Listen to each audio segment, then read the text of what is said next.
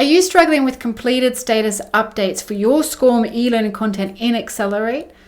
Don't let this complication hinder your student learning experience any longer. Let's fix it together. Before we do, don't forget to hit that subscribe button and click the notification bell to stay up to date with our latest content. By subscribing, you'll also be supporting our channel and it won't cost you a thing. So what are you waiting for? Let's dive in.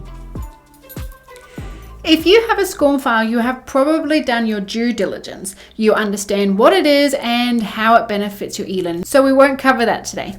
But if you are hiring a third party to build your e-learning, such as an instructional design agency like the Stellar Way, then you may not be aware or you may not be privy to the platforms they are using to be able to build your courses and the impacts they may have.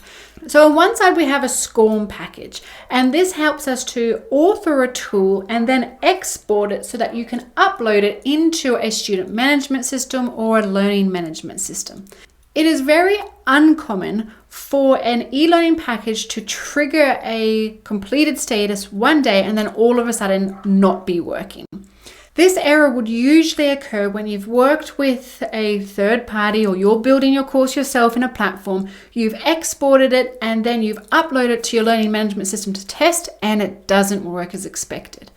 Or you are moving an existing Scorm file, maybe from another learning management system such as Moodle or Canvas, and you're now uploading that into aXcelerate and it's not working the same. So why would this occur?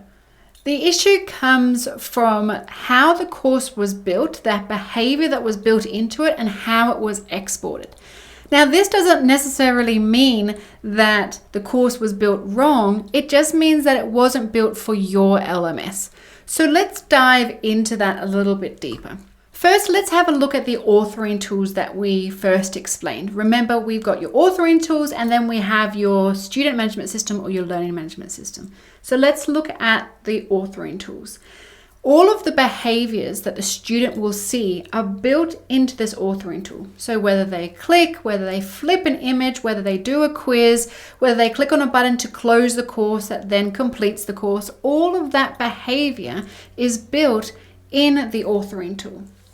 There are so many different authoring platforms that you can use. Some major ones are Articulate Storyline, Adobe Captivate, and iSpring. You also have Articulate Rise that allows you to scroll through. So if you've seen those courses that are like a scrolling effect, that's usually Articulate Rise. You also have iSpring that offer a PowerPoint extension where you can convert your PowerPoint slides into Scorm or export them into Scorm. So with so many different platforms, all of them have different features and different settings. And when you create those settings, when you export it, it then puts it into this output. In that output is the zip file that you will be familiar with. Within that zip file sits the metadata files, which are the XML files, and also sits JavaScript files. This is what stores all of the behavior that was built in at that very beginning in that authoring tool platform. So all of those expected behaviors, all of those statuses, when you upload that into your learning management system, it is now reading all of that JavaScript, all of those XML files that have been exported.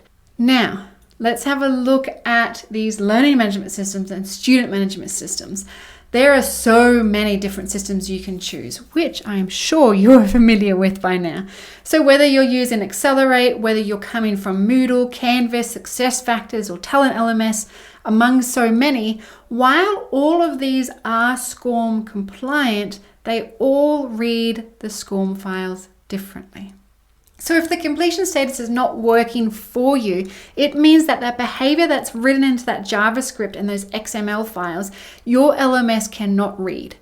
Now, even while we can test this on a platform such as Scorm Cloud, which imitates a learning management system, it too reads the file differently. So if it works in that Scorm Cloud, it may not work in aXcelerate.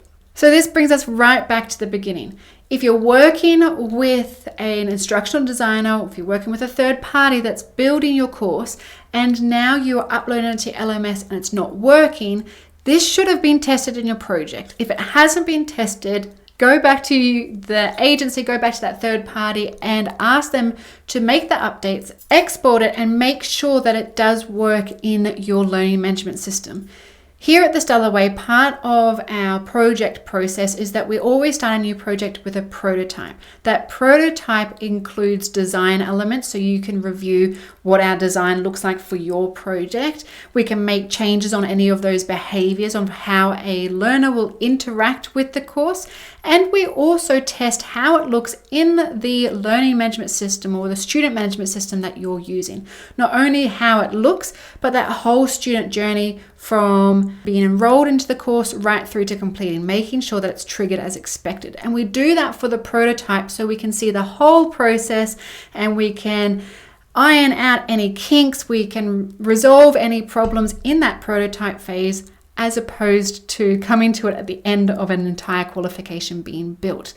So if this is happening to you, where you have now got your first course, you're uploading it to aXcelerate and it's just not working, make sure you go back to the team that built that course for you and you get them to make the changes.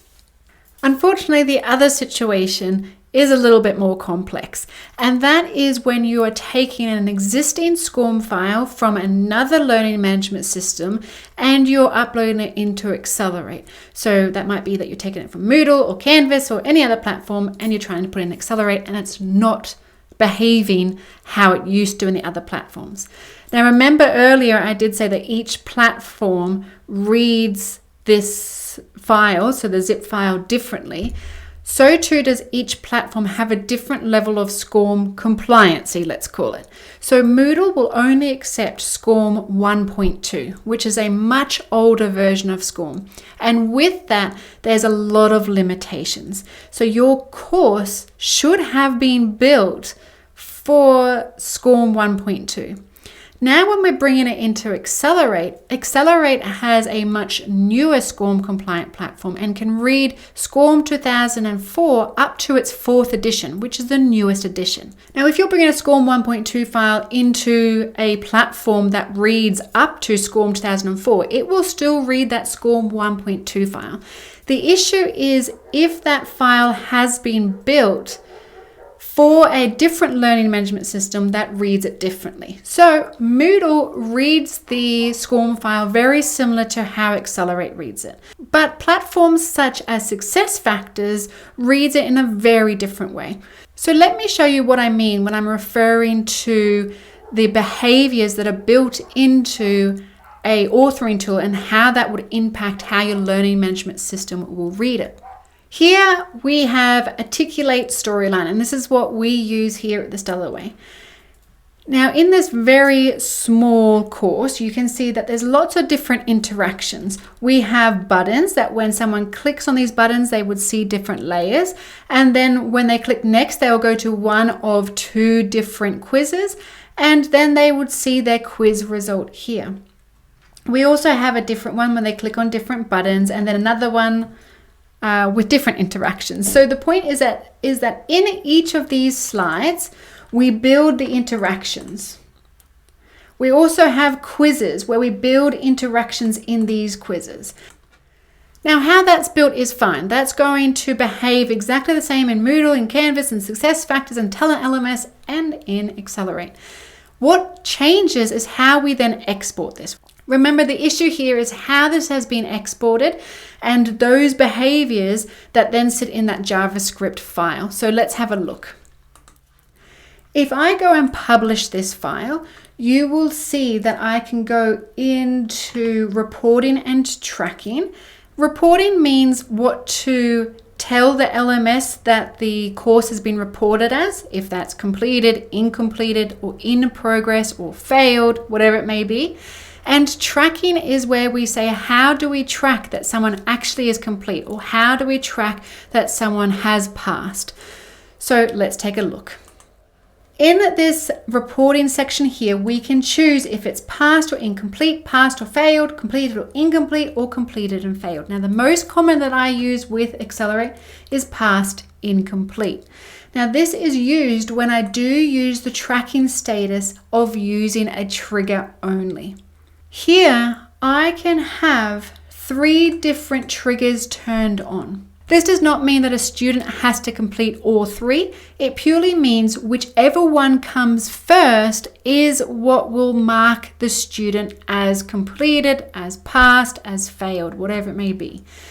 So a student may have completed every single slide. You may request that a student completes every single slide 100%, or maybe it's only 30%, or maybe it's a certain number of slides, whatever it is. Or you can say that when a student completes a certain quiz and that quiz result comes back as 100%, then they're marked as passed.